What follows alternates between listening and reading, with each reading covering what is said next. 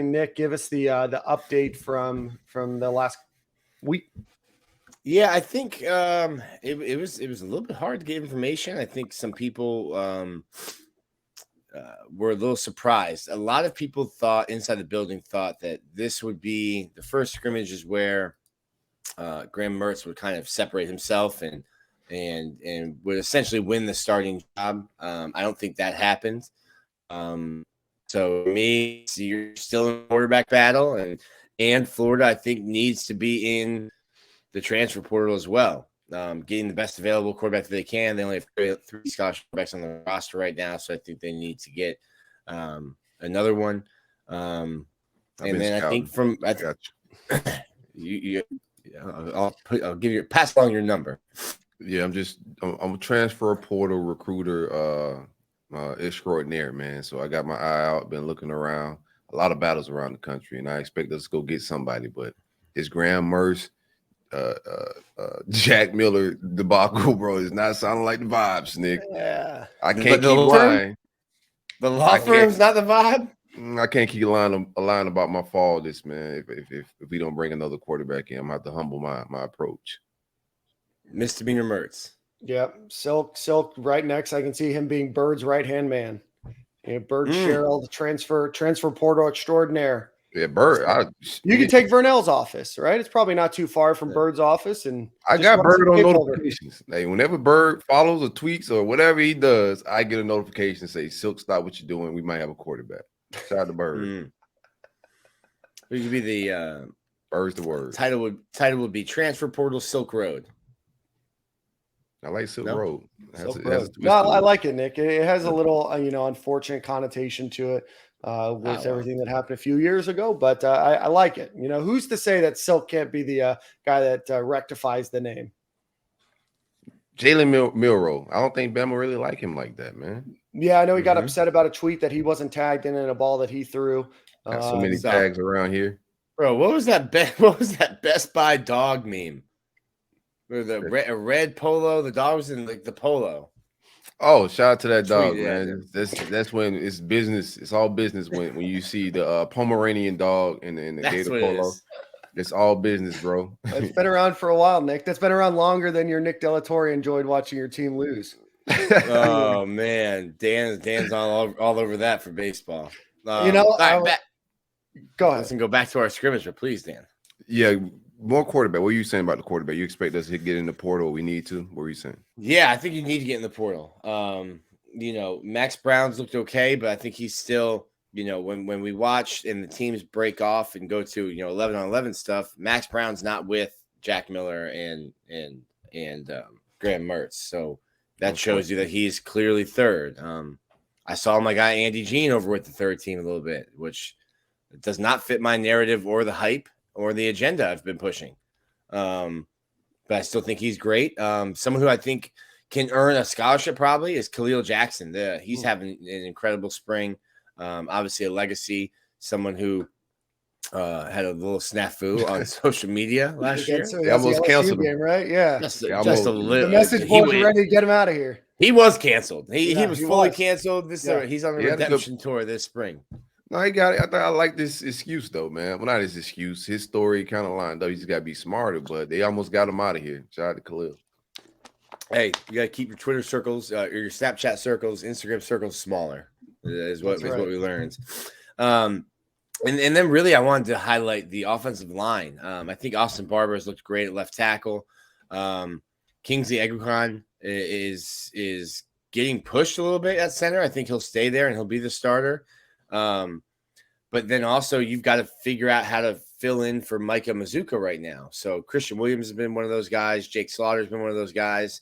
And Najee Harris, who I thought was going to play center when he came, and Roger Kearney would play guard. They've kind of flip-flopped, and Kearney's working as the second team center for most of the practices that we see and was in the scrimmage as well. And Najee Harris with an opportunity to play early, potentially, depending on Micah Mazuka's timeline of coming back. Again, with Mazuka, I don't think he's going to go anywhere. I think he'll stay at Florida. That remains to be seen. Portal opens in 12 days, but I think he'll stay as he is rehabbing from shoulder surgery. So Florida likely in the market for quarterback, likely in the market for offensive line. But it does seem like at running back, Florida's in a really solid position.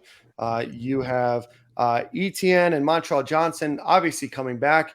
Cam Carroll looking solid. The third string running back comes over from Tulane.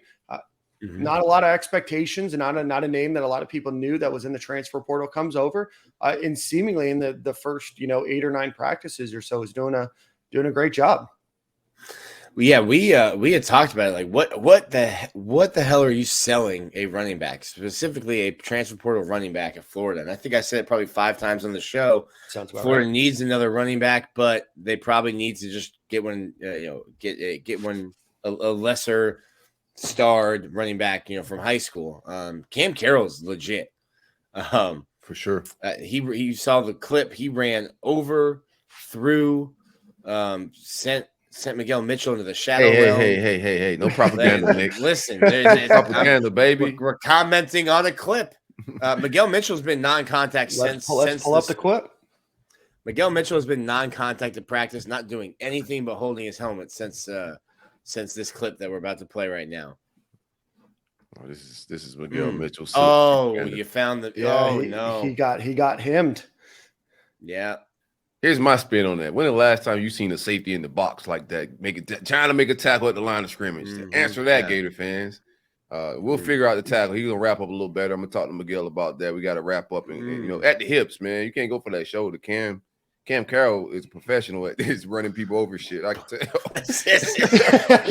Please stop it, Dan. We've seen this is not his first rodeo, man. We're just gonna keep watching. I'm looking to see. It looks like Kamari Wilson is almost broke off his block, but I can't totally tell. But I mean, just a great clip. Great clip overall. I know, Miguel. Miguel, you can't go high. Yeah. All right, bro. He's been non-contact, wearing some black Ray-Bans out of practice, just holding his helmet, wearing sneakers, looking cool out there, but definitely not practicing since the hit.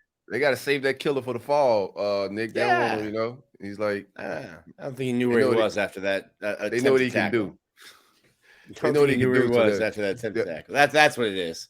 Yeah, he's getting the Easley treatment, Easley last spring. It was like, just hang out. We know what you do. I don't want you to hurt nobody, Miguel. Yeah, that's it. Cam's shoulder was a little hurt after that. So, Gale, you're playing a little too rough with the guys. We're going to sit you out the rest of the way. Cam Carroll bet on himself, had confidence to come. He will get carries this year. And I don't know how many, but Cam Carroll is a legitimate running back. He's going to get some carries. He will force his way into that rotation. With Montreal and Trevor Etienne. And then at tight end, I think Arlis Boardingham is making really big strides. Obviously didn't play last year, had the shoulder injury, was definitely behind Zip and Lang or Xander, excuse me. But both of them are injured right now. Shoulder injury and knee injury. Keon already had surgery on his knee. So Arlis is getting a ton of opportunity, and I think Arlis and Hayden would be the two. If Xanders and Zip is out for the year, but if Xanders isn't in, I think Arlis Boardingham will be a guy that can play. He gives you a little something different too. He's probably the most athletic, the most maybe H-back of the tight ends. Big, very, very big dude. So is Hayden. And then I think Tony Livingston's coming on, but I think he's kind of a guy that you haven't played football in over a year. So I think he's kind of a guy that's going to take some more time to develop. But and he was a guy that was playing a lot of different positions. I know that he's playing offensive line, playing a little tight end, was playing basketball. So I like him at tight end. Those basketball bodies at tight end usually works out well, but he has to learn and develop a little bit at the position. Arlis Boardingham is it's very intriguing from a size perspective. He has great feet for a guy that big when you watch him in clips.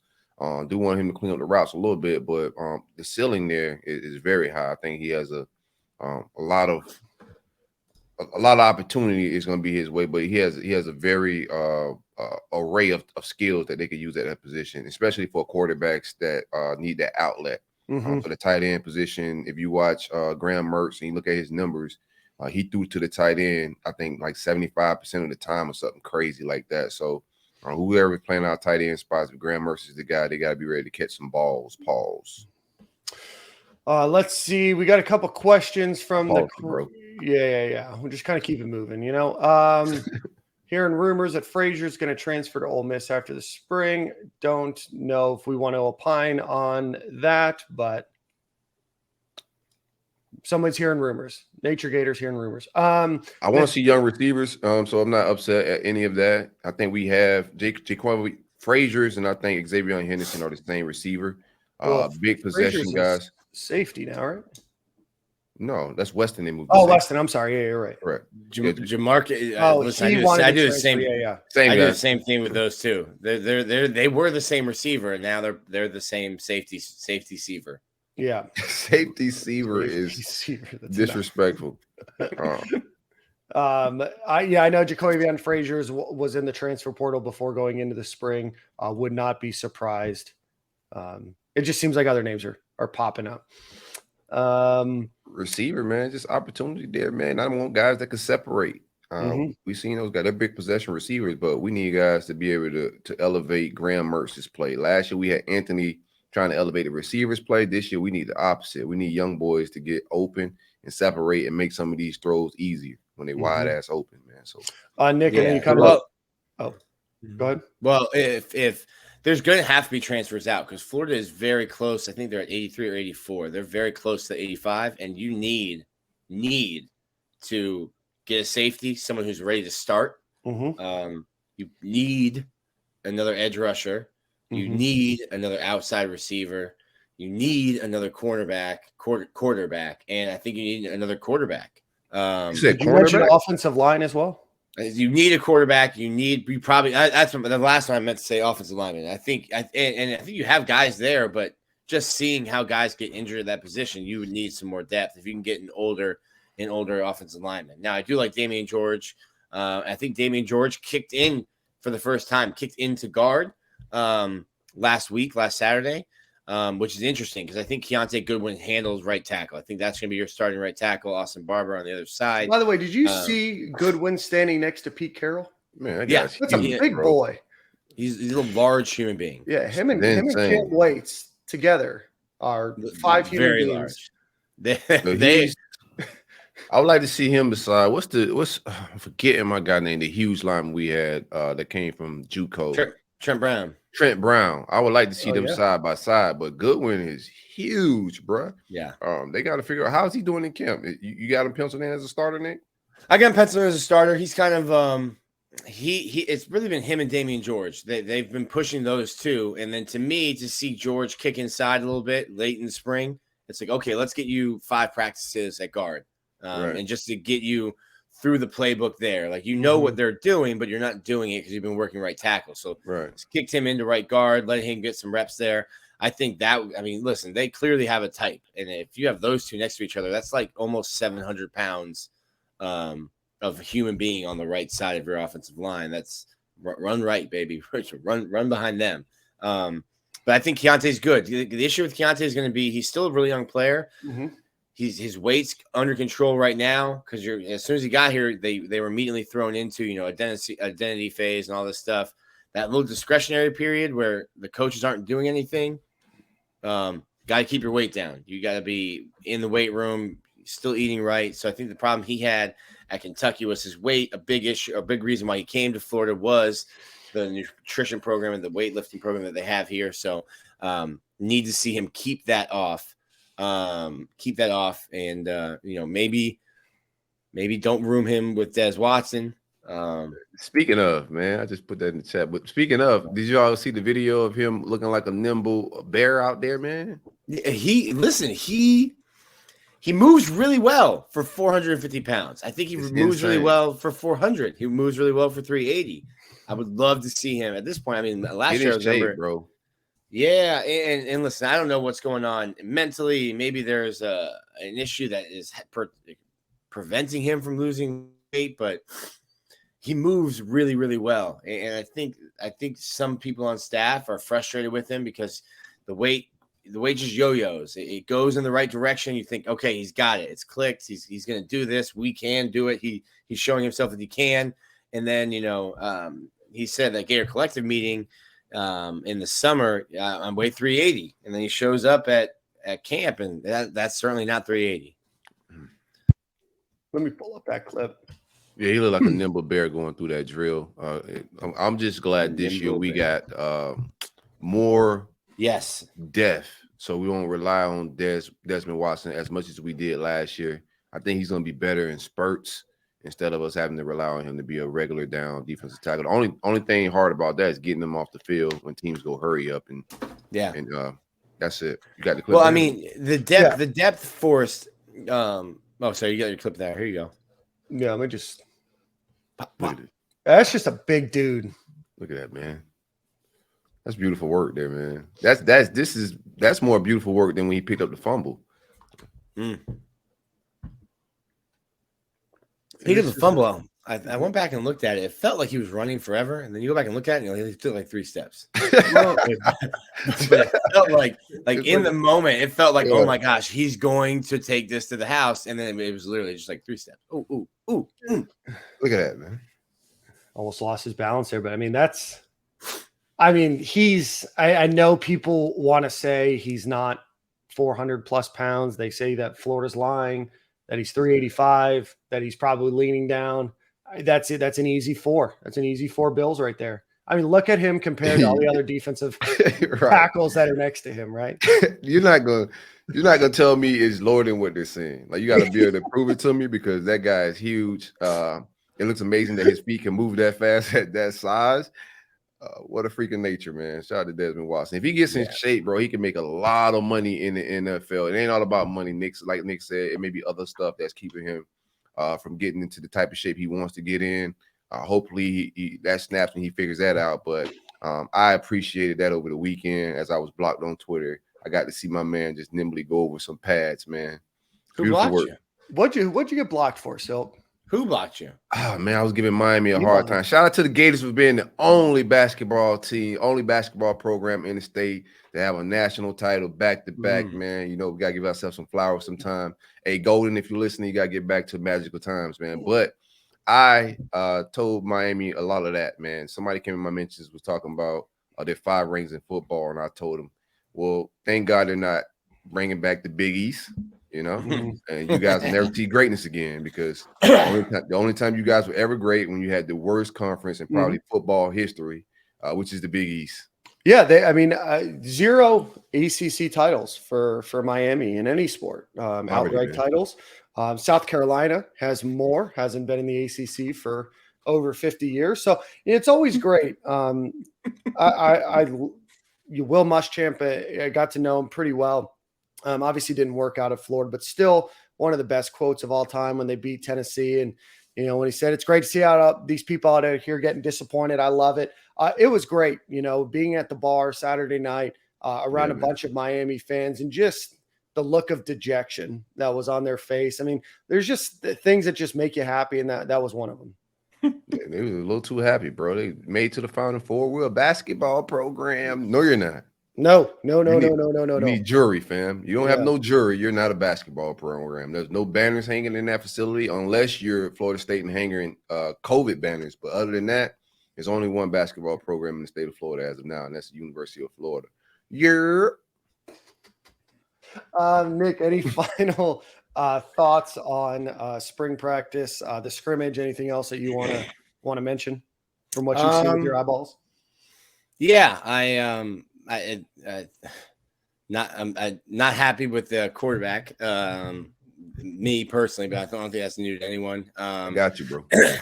And I think Cam Jackson, 99. Remember the number. I think he's going to be a dude. I talked to some people in Memphis that said you kind of have to tell him to go when you really like to tell him whoa instead of go. There hasn't been any issue with that. In Florida last year, Gravon played the third most snaps of any defensive player at defensive tackle. Des Watson was starting to get up there. Florida's depth now at that position is going to prevent that from happening. You're not going to have your defensive tackle. Cameron Jackson's not going to play 600 snaps like Gervon did last year. So I think Chris McClellan with the smoke now. Like Chris will have a heck of a freshman year. I'm looking to. I think his ceiling's higher than no slight to Cam Jackson. He's gonna be a great player, but you look at just young careers. Chris McClellan came in from Oklahoma, had a great freshman year. I got a lot of high expectations for him this fall. Enjoying the transfers that come in, and he probably starts, but I don't think we're gonna have any drop off with my man Chris when he slides in the game. No, I think you have a lot of depth there and a lot of talent. I like that interior defensive line position way more. So before spring, I said my questions: interior defensive line, linebacker, safety. Safety, I've got my answer. You need to go to the portal. Linebacker, I think they're putting a little bit. They've got Trahaja Mitchell in a non-contact jersey, and I think that's just they don't want him to hurt nobody. He's not hurt. He's not hurt. They don't want him to get hurt. He had a bunch of injuries last year and a bunch of injuries the year before. I think they're just getting him to fall. But that's giving Shamar James an opportunity to make the calls and make the checks now. So I think that's good for Shamar at linebacker. So I still have question marks about linebacker, defensive tackle, and nose tackle. Questions answered. I feel great about that position heading into next season. Yeah, down the middle makes the defense. So you can fix safety, linebacker, and defensive tackle, which was our biggest issues. Then you can figure out defense. So I like our improvements. Do want to see a safety brought in, like Miguel Mitchell, like Kamari Wilson, but we need a guy that if they go down, you need attrition. You're going to fight the war of attrition in football every year. You got to have depth. The programs like Georgia, Alabama, and the top guys, they have depth when the top guys go down. So we need depth at safety. Watching Georgia, like when they made they would make like hockey line changes on defense, and it was just like, okay, you 5 stars, get out. We got more 5 stars coming in who are fresh, and you're just watching. We're like, when does this stop? Looking at Billy Napier, I know spoke at the